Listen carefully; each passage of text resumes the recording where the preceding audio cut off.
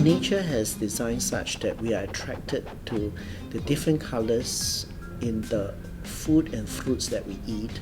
So if we can have a variety of food in our diet where it consists of different colors and different varieties of meats and vegetables or fruits, then we will have all the micronutrients and all the antioxidants and all the essential elements in our diet to fight and prevent cancers.